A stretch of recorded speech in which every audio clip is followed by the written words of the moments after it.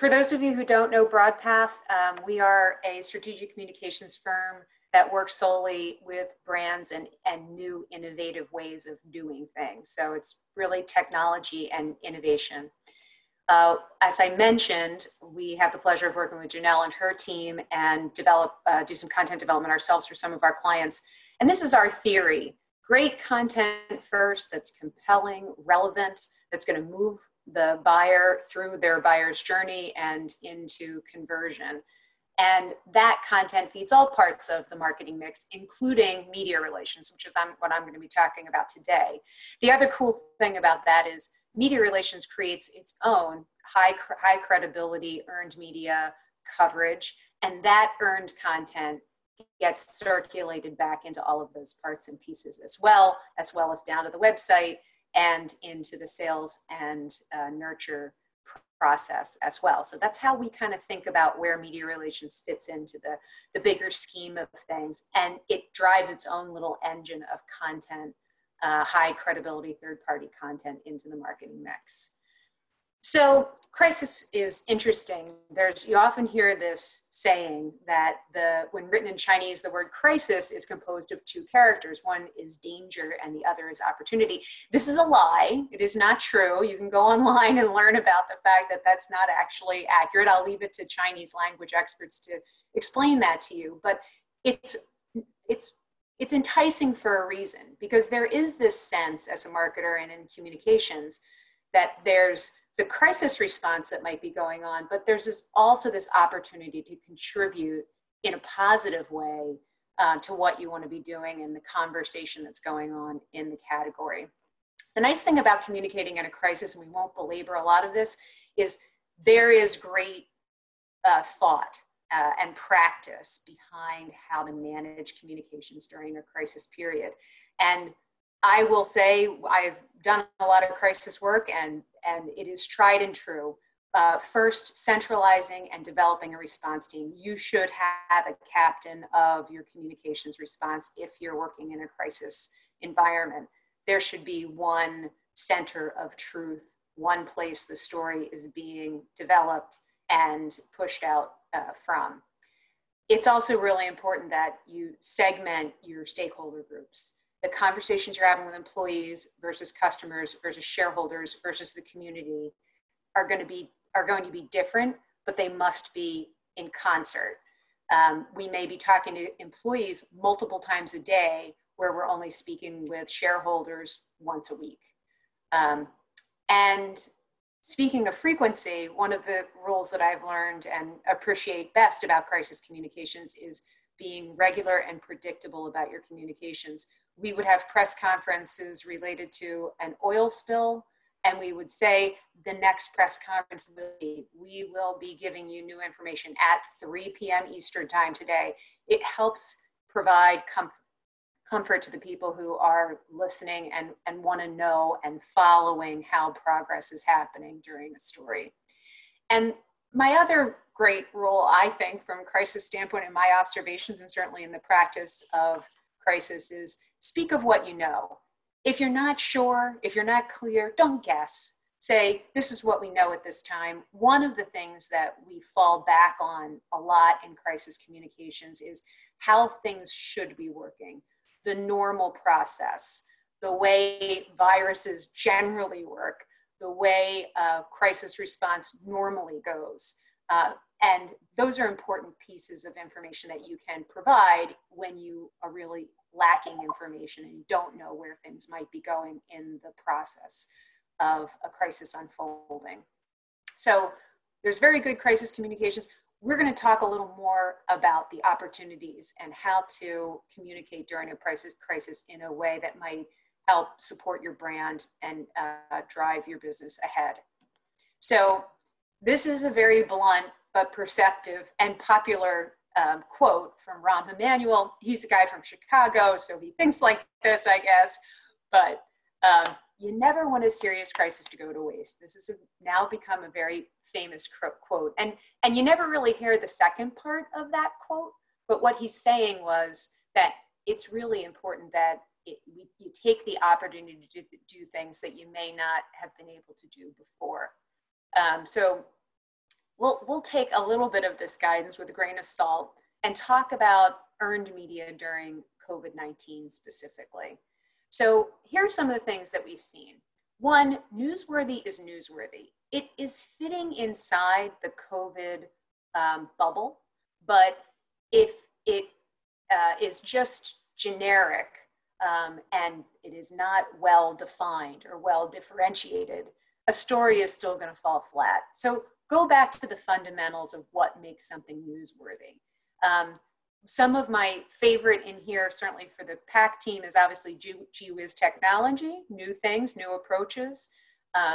We certainly see that covering the, whether it's how we keep things clean, how we keep separated from each other, how we do tracking, what type of vaccines and therapeutics are being worked on. That dominates a significant part of news coverage throughout the COVID crisis. The other thing is you need to balance what is appropriate. We had a inquiry come to us, and it was a company that said, hey, we've taken some of our manufacturing capability and we have turned it into making face shields for PPE. The question became, well, how much are you making? How and when will these PPE products be available? And ultimately, the other question came up, which is, are you only making PPE so you can keep the rest of your manufacturing organization working? And the answer to that was no comment, which made us believe that they were a little short on numbers, they were a little late to the game, and the question, if we were asking the question, why are you involved with this, then the media was going to be asking that question too. So we suggested to them that maybe they talk about it from a goodwill standpoint, that they were investing and getting involved with developing PPE, talk about it to their employees, maybe to stakeholders, but it probably wasn't something to take to the media. And that's one of the things that we're talking about here on this slide. What is appropriate? My Suburban Life happens to be a publisher that does a lot of community papers in and around the Chicago area. The story we're taking to them, or the type of angle on a story that we're taking to them, is going to be different than what the Chicago Tribune or the Chicago Business Journal gets, even though they're in the same community serving the same population. We're going to have something different for the Wall Street Journal out of that story, and then we're going to have something even more, specific and probably deeper for trade publications that may cover the category. DC Velocity covers distribution centers, which have been very hot, a very hot topic, very hot category. We're going to talk about that in a moment, and inbound logistics. So crafting what is appropriate for the story is important, both in walking the fine line between not being overly opportunistic and also making sure you've parsed the story out for the right audience. This is the other thing that we have to play, is what is in context. COVID-19 editorial cycle as of March 8th, this was an email we got back from a reporter in Cincinnati. We were pitching a local story for them, to them. And the answer was, while there is a novel coronavirus abroad in the land, other stories are going nowhere. It was, don't bring me anything if it doesn't have to do with COVID. So that was March 8th. It's pretty early on in the process. So one of the things that we've been looking at for all of our clients is who has a good COVID story and how can we create something around that? Voxware is a client we work with. They provide both voice and augmented reality solutions and analytics for the distribution center, distribution operations. This is where people pick product and make sure it gets out of the warehouse and onto a truck and out to wherever it needs to be. This has been a big topic, obviously, given the supply chain topics and shortfalls that have, and challenges that have been laid in front of us during the COVID crisis. Their messaging is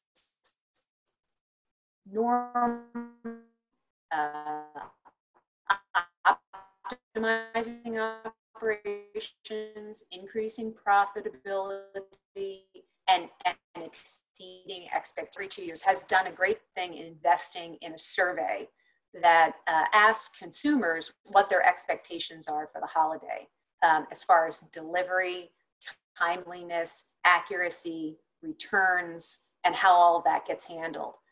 For the past 10 years, every other year, Voxware has gone out and fielded this survey and has really become, this survey has become a real touchstone for the retail market and the distribution center industry to understand what to expect during the holiday. Well, with this beautiful track record, one of the things we've decided to do is to ask about what's going on in the COVID environment. How is COVID going to impact holiday 2020? So we're doing a little mini survey before our big survey, which comes out in September, just asking specific questions that relate to new attitudes, new behaviors that may be shifted or changed because of what's going on with COVID. The nice thing, we're asking 3 simple questions. We're putting it out in a consumer survey tool. We'll send it to everybody participating. Please answer the questions, send it around, give us your opinion on these topics. But what these questions give us is, it gives us current, in the realm of the current editorial cycle, legs for national business pitches, retail verticals, distribution center industry, and we're tagging these survey results with news from Voxware of a 60-day implementation promise. So because holiday is going to be different, because there's going to be more demands and different demands on the distribution center, Voxware can come in and do implementations to make sure that your distribution center is ready to take on these new challenges that are coming this year with holiday 2020. It gives us the ability to kind of pre-pitch what we will be pre-pitching the answers and what we find out from this survey ahead of time, so we have some stories ready to go, and then releasing it on June 25th, exactly 6 months before holiday. Our focus again is going to be distribution center, retail verticals, the trade publications that Voxware's prospects and customers pay attention to on a regular basis. And this is falling into their laps just as they're having to really worry about what holiday 2020 means to their organization. The other client that we're working with that has an interesting play here as it relates to COVID and the coronavirus is Quantiverse. Quantiverse uses artificial intelligence and machine learning to find financial crime in the banking system. So mostly it's money laundering. Their messaging is about cutting costs, reducing risk, and satisfying regulators. One of the things that we realized was we had an opportunity to be on trend with some stories related to COVID. First, we started to see that coronaviruses were challenging the ability to actually do money laundering investigations inside banks on a timely basis. Well, this is something that Quantiverse directly addresses. We also found that Quantiverse was sending the coronavirus was sending outsourced workers home. So a lot of this work and in the early investigation stages happens in India. The Indian workers got sent home. They didn't really have the resources at home or the infrastructure across the country to keep up. So bigger problems and bigger challenges for the banks. We then also saw an evolution of more crime, more bribery, more fraud, et cetera, happening under the confusion of COVID. The criminals were taking advantage of the situation. And we also heard from compliance officers that they were seeing this big increase in the number of alerts.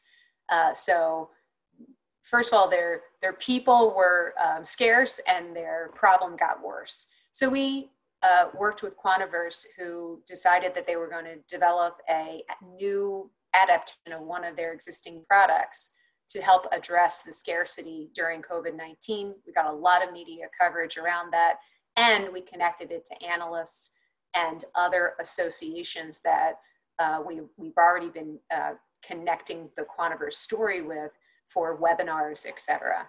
So that's one of the ways we were able to make sure that we had appropriate, timely, and how should I say this, really connected types of questions. So going back to the earlier question, email that we got from one of our reporters, now by April 28th, we had sent out this AI-powered COVID story about supporting banks during shortage of investigators. And we got this answer back, which is COVID-19 has been done a lot, so something new. So between May 8th and April 28th, we're starting to see that editorial cycle reemerge into start giving me new stuff, news stories. So important thing to keep a note on.